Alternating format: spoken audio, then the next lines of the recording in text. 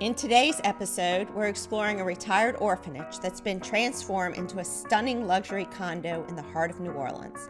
Join us as we uncover exclusive design details, hidden architectural gems, creative DIY tips, and a few surprises along the way. And don't forget to like and subscribe. Alright, so hey y'all, it's been a long time since we've done stuff over at the luxury condo. We still have a few minor things that need to be done, and I'd love your thoughts on those as well as we go through. But I'm down on the ground floor, and here we are in the bar. We set this up because we're literally on the parade route for Mardi Gras, so this is a fun space for people to come in and, you know, rest in between the parades, and of course other times of the year as well. You know, we started, and one of the first things we did was this amazing floor that we put in, which is this geometric floor with the 3 different colors. We've got a white, and then we're matching what's upstairs, which is kind of a gray. We left a lot of the architecture down here the same. One thing I am still wanting to do is do something with this, and this is where you get into the elevator. Clearly a huge arch, and I'm sure this was a big hallway through here when it was an orphanage at one point in time. So I really wanted to panel it in. That got really expensive, so we've got to think of something. You can see we don't even have the paint finished yet. So this is one of our little things. This is another area. We did these really dark green swivel chairs because it's a little bit of a peculiar space to have a seating group, but we wanted to put some seating down here in some way. So I still want to do some kind of little coffee table in the middle, and then maybe put a rug in this area to set the chairs off from the rest of it. Of course, we don't want to cover up too much of the diamond floor. And then we left these cabinets as they were. You might remember that we did some important little architectural details, like adding the base down at the bottom. Some people would say, oh, well, you can't add base because then we've got the kegerator here and it needs air down there. So we did that nice little detail where you let the air out down at the bottom. We also did it on the drink drawers down here. And so that really created this nice built-in look as opposed to what was there before. Chase and his team did these amazing counters that they look like a river of stones almost going through. Okay. We're gonna cut a 2-inch strip and we're gonna glue it to the bottom of the piece. That way it goes from 3 centimeters to 6 centimeters. 6 centimeters. Yes, ma'am. We left the original beadboard alone, but we needed to figure out what to do with some of these nooks, and I'm sure way back when these were original doors with glass transoms up above, and they left them as nooks. So we put in this really fun wallpaper and then added these glass shelves. We still need to get a few more glasses for in here. You know, this wasn't original either. This is an AC system where we put the jib door here. Blaze does this amazing job in making the wallpaper go over the AC vent. And so we covered that piece in it. We added these really fun lights from the Sunday shop. And then we found these fun stools from an antique shop. Jenny found them, I think, up in DC. And then we covered them in this fun Pierre Fray fabric. We still want to do some window treatments on the windows. For the most part, it's coming to be this fun little bar down here. And then you come down into the hall. You've got a back entrance and a front entrance, or some people say vice versa. And we have 2 of these nooks where we put hooks or coats and whatnot when you're coming in. We also hid this electrical panel with by covering it with wallpaper. If you come on down here, we put this fun little alligator rug from Schumacher, which is definitely a nod to Louisiana. And then we added the wallpaper at the bottom of the stair too to kind of tie the spaces together. And then we come into this fun, great little powder room where we use this Schumacher. It's kind of a play on a toile, and you can see, if you like look at this one, you've got the woman with the laptop and then the jean jacket. Here you've got like a baseball cap So it's really just a play off of an old pattern, but meant to be kind of fun and not so serious. And we hid the shower by creating a curtain out of the same pattern.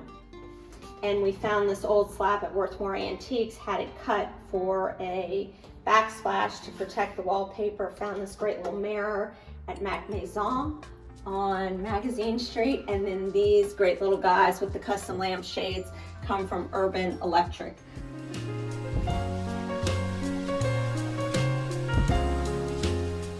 All right, so here we are coming up to the second floor.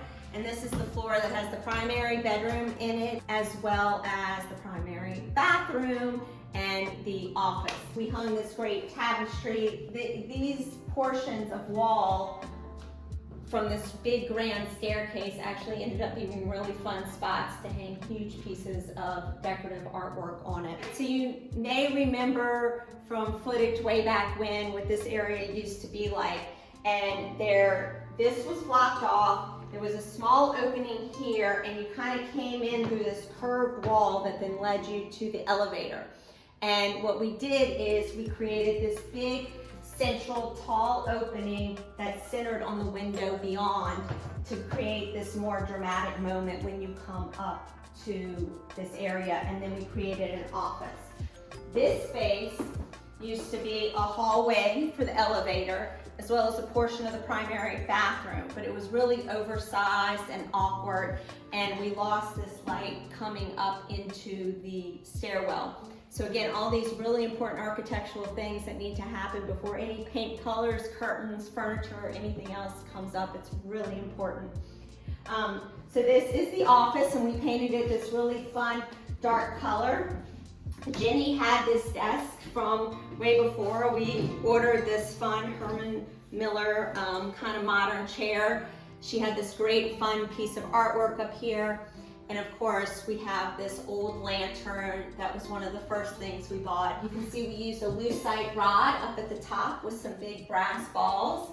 And we used this really beautiful Pierre Fray fabric that's got this really nice detail where you get this little bit of stripe and these little kind of railroad tracks, and it really makes a beautiful curtain. I think we successfully hid the more ugly doors of the elevator, right? Because elevator doors a lot of times are made to be short so that they're the height of the cab.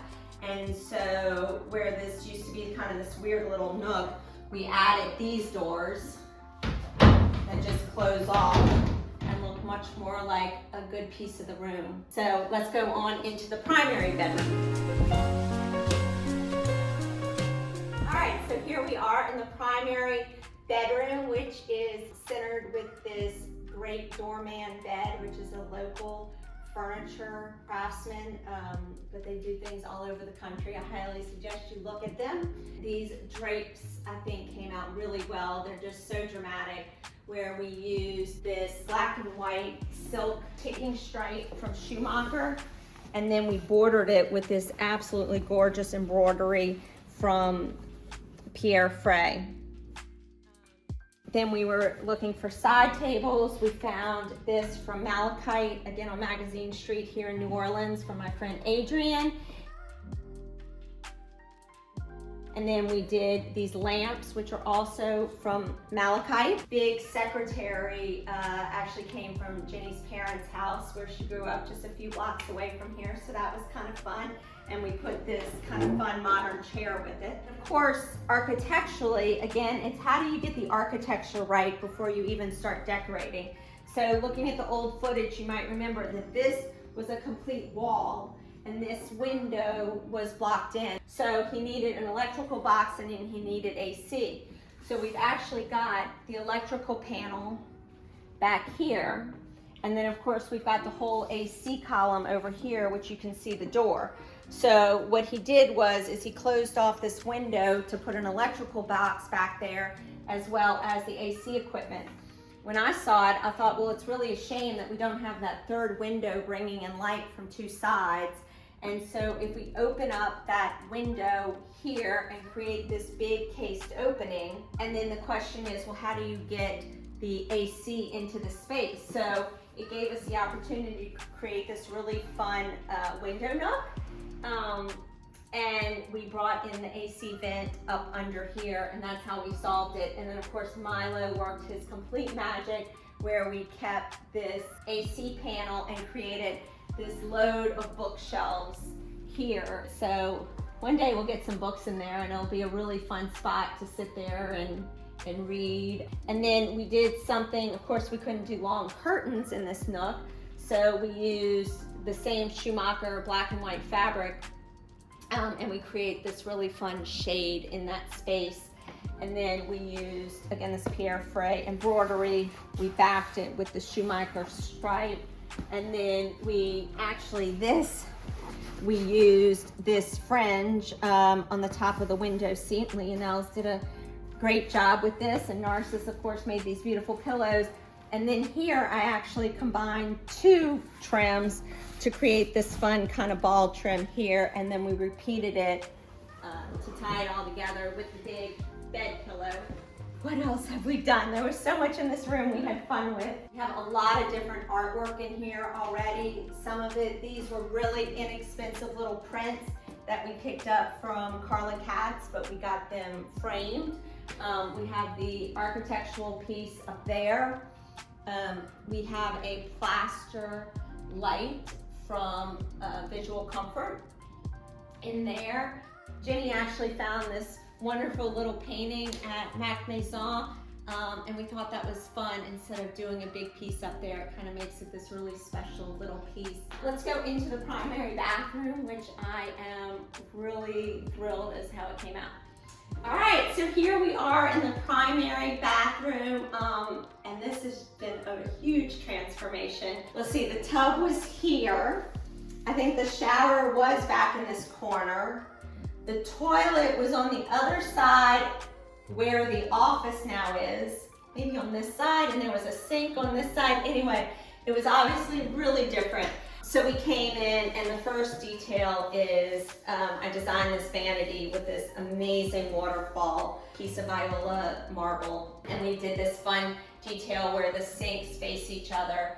And that was kind of the start of it. And then I wanted this modern detail of this sink to really juxtapose all of this kind of old paneling. So it looks like we came into this old Parisian bathroom almost, and then we put this modern sink in there. I also love the way we found these sconces from Urban Electric.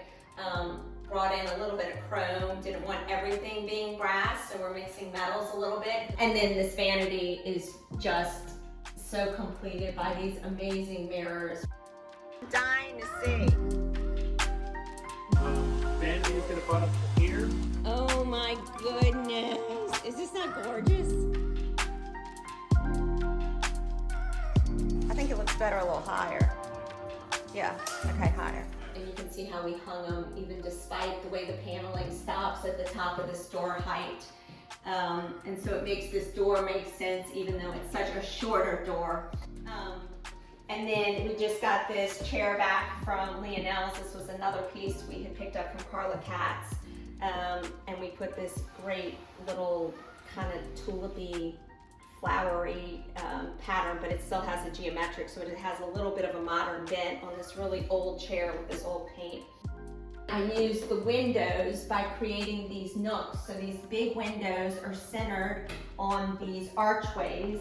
And then in this one, we've got the shower. We had fun with these decorative pendant light fixtures. And this is the space for the toilet room.